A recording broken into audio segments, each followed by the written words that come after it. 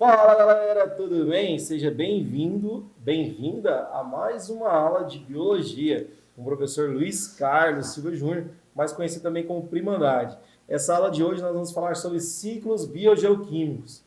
Biogeoquímicos? Como assim, professor? Calma. Você está nervoso, você está nervosa. Vamos devagarzinho, hein? Vamos devagarzinho aqui.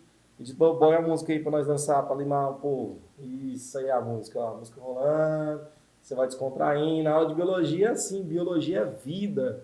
Viva a vida aí, ó. A música rolando, topíssima. Tá bom? Então, fica tranquilo, ciclos biogeoquímicos. Vamos aprender hoje com o professor Luiz Carlos, hein? Então, bora aqui. Na competência de área 3, que eu já falei para vocês anteriormente, tem lá na matriz curricular do Enem, lembra? Associar intervenções que resultam em degradação ou conservação ambiental a processos produtivos e sociais e a instrumentos de ações científicos e tecnológicas. Então, você, como ser humano, né, indireta ou diretamente, acaba interferindo ali no meio ambiente. Eu também faço a mesma coisa. Mas eu vou interferir de forma positiva ou negativa? Isso depende de como você está realizando as suas ações. Não é verdade? Habilidade 9. Compreender a importância dos ciclos biogeoquímicos ou de fluxo de energia. Lembra lá do fluxo de energia da cadeia alimentar? Espero que sim, hein? Ou da ação de agentes ou fenômenos que podem causar alterações nesses processos. Então, trouxe para você a competência e a habilidade para você ter um norte da onde que está vindo essas aulas. Didaticamente, elas são montadas a partir da matriz curricular do Enem, servindo lá para primeiro, segundo e terceiro ano do ensino médio. Então, não pode deixar ficar fora isso aí dos seus estudos, hein? Ciclos biogeoquímicos. Vamos falar sobre eles? O que seria, então, professor? Qual que seria a definição de ciclos biogeoquímicos? É o que você está interessado em saber. São ciclos que representam o movimento dos elementos químicos entre seres vivos e a atmosfera. O que seria a atmosfera? Olha aqui para o planeta Terra. A atmosfera que você aprendeu lá da geografia é a camada que circula de gases o planeta Terra, né? Nós temos troposfera, estratosfera e aí vai. Nós temos a litosfera, que é a camada o quê? Da litosfera, ó, dos grandes continentes, né? E a hidrosfera. O que seria a hidrosfera? No caso aqui, a água, né? Estado líquido. A água, terra, planeta água. Lembra daquela música, né? Terra, planeta água. Não é da sua época, mas existe essa música. Procura aí na internet para você ver, tá? Bacana demais. No planeta. E nas aulas de efeito estufa, nós também falamos anteriormente que as calotas polares estão entrando em processo de fusão. Elas estão derretendo, aumentando aí, no caso, o nível dos oceanos. Lembra dessa aula? Não? Então você puxa aí o link e assiste essa aula correndo. Não pode perder tempo, não. Por esses ciclos envolvem organismos vivos, o meio terrestre, a parte não viva. Professor, eu sei o que é parte não viva. Isso, são seres ou fatores abióticos. E elementos químicos que recebem a denominação de ciclos biogeoquímicos. Nós temos alguns ciclos biogeoquímicos importantes que nós vamos estudar nessa aula de hoje, você vai anotar no seu caderno aí. Espero que você já esteja com lápis e papel na mão. Quais seriam os ciclos, então, que aparecem no Enem, aparecem no ensino médio, aparecem no concurso público, aparecem no seu cotidiano, mas você não está querendo estudar, hein? Por que você não está querendo estudar? Fala aqui para o professor. Por quê? A hora é agora. Então, quais são os ciclos biogeoquímicos que a gente vai se preocupar? Primeiro, ciclo do carbono. Só mais é aula de Química e Biologia. É o intertexto, a interdisciplinariedade. É quando, nas suas avaliações, a química vem com a biologia, com a história e com a matemática. Então, eu preciso realmente das aulas de química. Se você não pegou ainda, pega essas aulas de química. Ciclo do carbono, ciclo do nitrogênio, ciclo do oxigênio e ciclo da água. Nós vamos ver, então, 1, 2, 3, 4 ciclos biogeoquímicos nessa aula aqui de hoje. Existem mais? Existem mais. Porém, esses são os básicos. São aqueles fundamentais que você não pode deixar de faltar nos seus estudos do ensino médio. Então, carbono, nitrogênio, oxigênio e água. Professor, no meu livro didático é diferente. Vem a água primeiro. Não tem importância. Pode vir na água primeiro. O carbono, às vezes, representado por CO2, ó, ou pelo CO, dióxido de carbono ou monóxido de carbono. Ciclo nitrogênio, representado, às vezes, por N2, né, um gás. Oxigênio, o O2. E água, H2O. Então, são elementos aí da tabela periódica que você já deve ter aprendido nesse curso que a gente está fazendo. Ciclo do nitrogênio. Olha que interessantíssimo essa imagem que eu trouxe para os senhores, que eu trouxe para as senhoras. Eu preciso me preocupar com o nome das bactérias que fixam o nitrogênio nas plantas. Você acha que as bactérias absorvem o nitrogênio pelas folhas? Sim ou não? Responde aí para mim, vai. Responde aí. Sim? Não. Se você respondeu sim, está errado. Elas absorvem nitrogênio pelas raízes. Raízes principalmente de leguminosas, como é o caso do feijão. Tá? Então, no ciclo nitrogênio, pus bem grandão aí para a gente ver agora junto. Ó.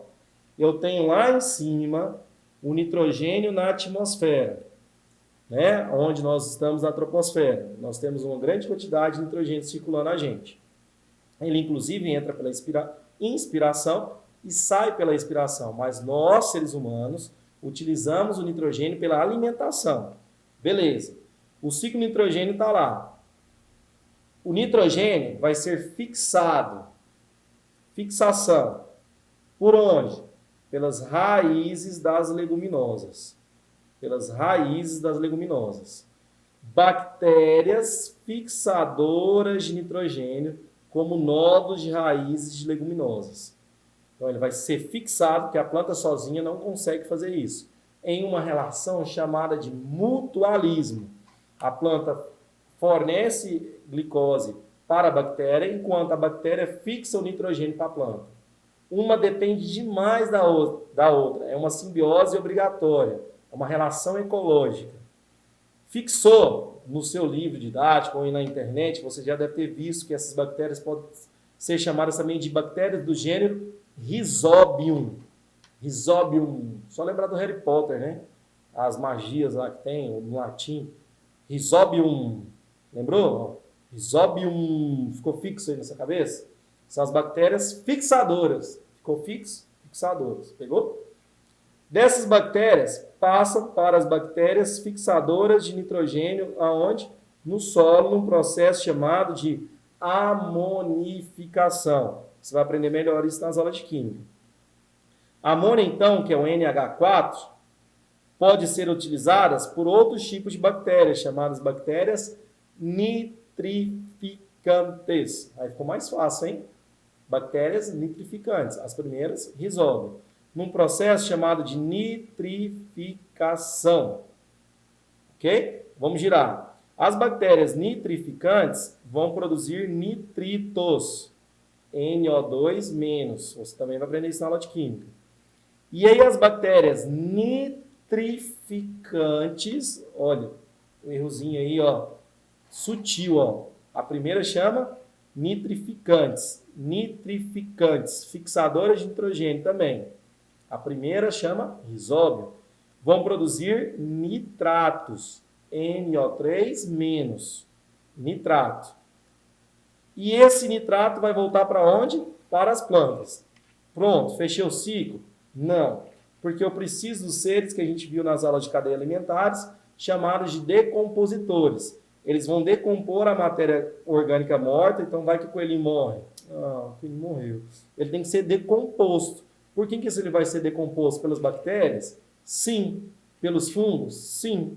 Que vão ajudar esse nitrogênio a ficar no solo.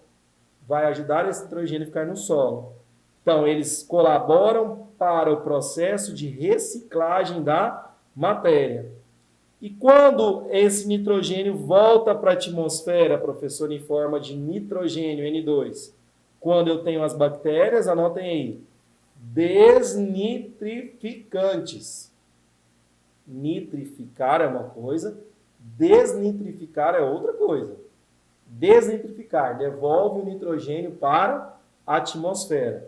Aí eu fecho o ciclo, chamado este de ciclo do nitrogênio. Importante também para concurso público aí da Embrapa, de prefeituras, que você saiba o ciclo de nitrogênio quando relacionado à área de biologia, tá? Fica de olho nisso aí. Uma questão que eu trouxe aqui para os senhores de 2017 do Enem, para mostrar como que aparece nas avaliações. Lembra que a gente falou anteriormente? Não adianta eu simplesmente tentar fazer uma avaliação se eu não sei como é que cai. Em 2017, uma grande virada na moderna história da agricultura ocorreu depois da Segunda Guerra Mundial. Olha o intertexto aí com a gente. Após a guerra, os governos haviam se deparado com um enorme excedente de nitrato de amônio. Olha o ciclo de nitrogênio aparecendo. Ingrediente usado na fabricação de explosivos. A partir daí, fábricas de munição foram adaptadas para começar a produzir fertilizantes, tendo como componente principal os nitratos. Lembra lá do slide anterior? Nitrato, NO3-. Nitrito, NO2-. Beleza. No ciclo natural do nitrogênio, o equivalente ao principal componente desses fertilizantes industriais é produzido numa etapa chamada de... Opa, vamos voltar lá no slide anterior. Se você prestar atenção, olha o ciclo do nitrogênio. Você consegue me dar essa resposta. Que precisa do ciclo de nitrogênio para dar essa resposta. Nitratação, nitrosação, amonificação, desnitrificação ou fixação biológica do nitrogênio. Qual dessas alternativas você aí na sua casa, no conforto do celular, ou no seu celular que está assistindo essa aula, qual dessas você marcaria? E aí? Vamos ver? Nitratação. Por quê? No ciclo nitrogênio, a nitratação equivale à produção dos nitratos. Professor, mas já caiu no Enem, vai cair de novo? É bem provável que caia em outros vestibulares, nossa prova do seu ensino médio, ou para você fazer a sua prova aí de conclusão do ensino médio, no Enseja, aparece sempre o ciclo de nitrogênio. Então, eu preciso ficar atento, ó, àquele slide anterior, ó. Dá um print aí da tela, anota no seu caderno, faz um esqueminha de mapa mental para você não esquecer. É o ciclo mais complicado dos 4 que a gente vai ver hoje. Comecei com o mais difícil, então a partir de agora vai ficar mais fácil. Ainda bem, professor. Que bom. Nitratação, resposta correta. Ciclo da água, né? Muito fácil, todo mundo sabe o que é água, todo mundo lida com a água todos os dias. Mas o nome dos processos, será que você realmente sabe? Quando ela sai do estado sólido para o líquido, do líquido para o sólido, sólido para o líquido, sólido para o gasoso, do gasoso para o sólido sem passar para o líquido. E aí? Nossa, você está falando rápido, hein? Então vamos com calma aqui, ó. Veja bem, no primeiro momento aqui, ó, observem no seu slide, no nosso quadro digital. Nós temos os oceanos, os lagos e os rios. Eles estão no estado líquido, né? Ele sofre a transformação física para o estado gasoso, num processo conhecido como evaporação. Então, a água dos oceanos, lagos e rios evapora do estado líquido para o estado gasoso. Beleza. O sol está lá para esquentar tudo, para ela fazer a evaporação. Passado o tempo, observe, começou a resfriar, começou a diminuir a temperatura. Que estado que ela está? Gasoso. Começa a se formar as nuvens. Ainda está no processo de estado gasoso. Passa por um processo do estado gasoso para o estado líquido. Esse processo é conhecido como condensação. Quando cai a chuva, né? Precipitação. Essa chuva vai cair à toa? Não. Ela vai formar aqui nas montanhas, no caso aqui dessa figura, o gelo. O gelo é a passagem ali do estado líquido, que está chovendo, para o estado sólido. Então, esse processo 3 é conhecido como solidificação. Ok? Essa água vai ser infiltrada nos lençóis freáticos e volta através desses lençóis freáticos para os oceanos, lagos e rios. E pode ser absorvida pelas raízes das plantas e são eliminadas por um processo chamado de transpiração. É o mesmo processo que a gente sofre quando a gente realiza vários exercícios físicos, né? A gente fica suado e aquela água ali que fica na nossa superfície da nossa pele, ela transpira, você está transpirando, né? Então, o ciclo da água, bem facilzinho, olha ele grandão para a gente ver aí, ó. Número 1, está relacionado à evaporação. A nuvem vai condensar, essa nuvem condensa através da chuva, essa chuva vai infiltrar no solo, vai ir para os lençóis freáticos, pode ser absorvida pelas raízes das águas, é eliminada no processo chamado de transpiração e quando forma neve e gelo, é realizado um processo chamado de solidificação. Fato importante para você que está estudando. Então, solidificação, fusão, condensação, evaporação, sublimação, cristalização. São transformações físicas da matéria. Você já deve ter estudado isso lá desde o ensino fundamental. Então, nós temos essas transformações físicas da água. Por que é uma transformação física? Porque a água não deixa de ser água. Professor, mas eu já ouvi falar que a água do mundo está acabando. Vem aqui comigo. Você acha que a água do mundo está acabando? Não, criatura. Ela está sofrendo um ciclo biogeoquímico. Ela pode estar sendo transformada em água não potável, que é a água não própria para o seu consumo. Mas a água do mundo acabar, não tem como. Ela é transformada. A água potável, sim, diminuiu bastante. Mas, Enem 2002, segundo uma organização mundial de estudos ambientais, em 2025, 2 de cada 3 pessoas viverão em situações de carência de água potável, caso não haja mudanças no padrão de consumo do produto. Desperdício, não é verdade? Uma alternativa adequada e viável para prevenir a escassez, considerando a disponibilidade de água, seria qual? Vamos acompanhar comigo? Letra A. Desenvolver processos de reutilização da água. Beleza. B. Explorar leitos de água subterrânea. Bacana. Ampliar a oferta de água na C, captando em outros rios. D. Captar águas pluviais. D. Importar a água doce de outros estados. Nossa, professor, para mim parece que está tudo certo. E agora? E agora você senta e chora? Não, essa hora que você vai vir aqui, ó. 2 de cada vão viver de carência de água, caso não haja mudanças no padrão de consumo do produto. Uma alternativa adequada e viável, a palavra-chave, ó, galera. Prevenir. Para prevenir a escassez de água. Tá? Então, no gabarito oficial, seria desenvolver processos de reutilização de água. Tá? Eu sei que se nas águas subterrâneas, como o aquífero de Guarani, ela é potável? Não, ainda não, né? Se eu ampliar a oferta captando a água de outros rios, eu estou prevenindo? Também não. Captar águas de chuva, pluviais, poxa, para ter água, ela precisa evaporar, então eu estou prevenindo? Não. Importar água doce de outros estados? Também não, porque se eu transferir esse problema para outro estado, eu só estou captando água de lá e pronto. Então, gabarito oficial, letra A, desenvolver processos de reutilização de água. E você, no seu estado, na sua casa, tem um processo de utilização de água? Depois você me conta aqui. Ciclo do carbono é muito associado e ligado ao ciclo do oxigênio. Fato importante esse para você, hein? Espero que você tenha anotado essa informação. Vamos aqui comigo. Decomposição de organismos. Vamos começar aqui, o slide está sem os números, mas vamos começar no decomposição de organismos. O organismo é decomposto, forma o carbono orgânico. Quem vai agir sobre esse organismo? Os seres decompositores, se vocês aprenderem isso lá em cadeia alimentar. Organismos e resíduos orgânicos. Vão formar também, futuramente, né, com os milhões de anos, combustíveis fósseis, como é o caso do petróleo.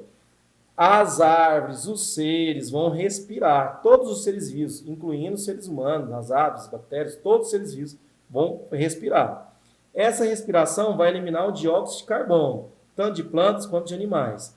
E também eu tenho uma emissão grandíssima, enorme, de gás carbono, que é o CO2, pelas empresas. A partir disso, eu tenho uma eliminação na atmosfera aqui, né, de grande quantidade de dióxido de carbono, provocando, que você já sabe, um grave impacto ambiental que é chamado de efeito estufa. Então, esse ciclo de carbono volta através da fotossíntese. Quem absorve o dióxido de carbono? Olha aqui comigo. As plantas. Então, o que seria o equilíbrio desse ciclo? Ter mais plantas. E o que a gente está vendo, gente? Que a gente tem menos plantas. Então, se a gente tem menos plantas, nós temos mais impactos ambientais. Esse é, então, o ciclo do carbono, que se dá sempre com a fotossíntese e com a respiração, que vai ser associado também junto com o ciclo do oxigênio, que eu acabei de falar para os senhores, lembra? Então, olha a imagem maior para você dar o print na tela. Eu tenho a fotossíntese sendo responsável por absorver o gás carbono. Eu tenho essa decomposição de organismos, onde esse carbono orgânico volta para o solo, pode virar combustível fóssil, que é o caso do petróleo, né? Degrada demais aí o petróleo, porque forma a gasolina libera, né, os dióxidos de carbono para a atmosfera, e os organismos mortos, resíduos orgânicos, também voltam através do solo. Quem manda esse gás carbônico para a atmosfera? A respiração, tanto de plantas, quanto de animais, quanto de raízes, quanto de qualquer outro ser vivo. Essa emissão das fábricas de gás carbono, que é o CO2, aumenta demais e agrava o efeito estufa. E esse ciclo voltaria ao normal somente se eu tivesse maior quantidade de vegetais, incluindo as algas, ok? Então esse é o ciclo do carbono. E o ciclo do oxigênio? A vaquinha que bonitinha pra gente. Lembra das flatulências das vacas? Falamos nas aulas anteriores. As flatulências das vacas, o peido da vaca, elimina muito dióxido de carbono, aumentando o efeito estufa. Então, a vaca inspira o quê? Inspira oxigênio. E ela expira o quê? Gás carbônico. Inspira oxigênio. Expira gás carbônico. Por isso que o ciclo do nitrogênio, o ciclo do gás carbônico é associado ao ciclo do oxigênio. Esse oxigênio atmosférico, ele é absorvido por todo e qualquer ser vivo, incluindo as plantas. Então, tira da sua cabeça que a planta não respira, que a planta só faz fotossíntese. Porque a planta respira sim, e ela precisa desse oxigênio durante o dia e durante a noite. Então, ela faz o processo de respiração. Lembra que respiração é associada com fotossíntese?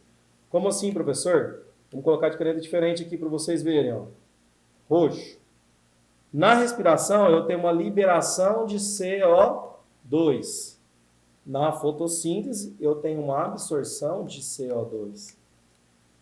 Na fotossíntese, eu tenho uma liberação de oxigênio. Liberação de oxigênio. Na respiração, eu tenho uma absorção de oxigênio. São processos que dependem um do outro. Vamos aqui, para frente. Aí o ciclo. Então, se o oxigênio que a vaca está absorvendo vem das plantas, nós precisamos dos vegetais demais da conta. Posso falar que a Amazônia é o pulmão do mundo? Epa, aí já não. Porque a Amazônia também respira, as plantas também respiram. No caso da Amazônia como um todo, de cada 100 litros de oxigênio que ela elimina para o meio ambiente, 80 fica para ela, Amazônia, plantas. E 20 fica para o meio ambiente. Fato importante. E o fitoplâncton? De cada 100 que ele produz, 20 fica para ele e 80 para o meio ambiente. Olha que interessante. Então quer dizer que as algas são o pulmão do mundo, professor? Também não. O que é o pulmão do mundo? Quem elimina dióxido de carbono.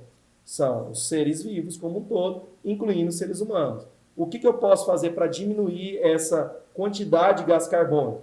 Aumentar o número de vegetais. Porque, indiretamente, eu também vou ter a eliminação de metano, CH4, que faz parte do ciclo do carbono, e isso vai afetar o planeta Terra num fenômeno chamado de efeito estufa. Ciclo do oxigênio e do carbono, então. Anota, ciclo do oxigênio ocorre em algumas etapas. A atmosfera é onde se encontra maior abundância de oxigênio para o uso dos seres vivos. Beleza. Pode ser encontrado na forma de gás oxigênio ou simplesmente O2. O gás carbônico é encontrado através de CO2. Professor, mas também tem o monóxido de carbono, mas eles são produzidos pelos carros, não pelos seres vivos. Carros, ônibus, moto e vai. Na etapa seguinte, o oxigênio é usado por animais e plantas em respirações aeróbicas com uso de oxigênio. Nesses átomos de hidrogênio e oxigênio combinarão formando moléculas de água num processo chamado de transpiração. Lembra lá do ciclo da água? E os seres irão liberar juntamente gás carbônico e energia. Ciclo do oxigênio e ciclo do gás carbônico, ou simplesmente do carbono, aparecem juntos nas provas, nos vestibulares e no seu ensino médio. Tranquilo até agora, galera? Espero que sim, hein? Fazendo uma alusão nas aulas anteriores, o que vai causar ali o aquecimento global? Pelo número de gases poluentes emitidos para a atmosfera. E quem vai ser um dos responsáveis por isso? Os próprios seres humanos. Numa ação chamada de ação antropomórfica. Então, o efeito estufa é um fenômeno natural que possibilita a vida humana na Terra.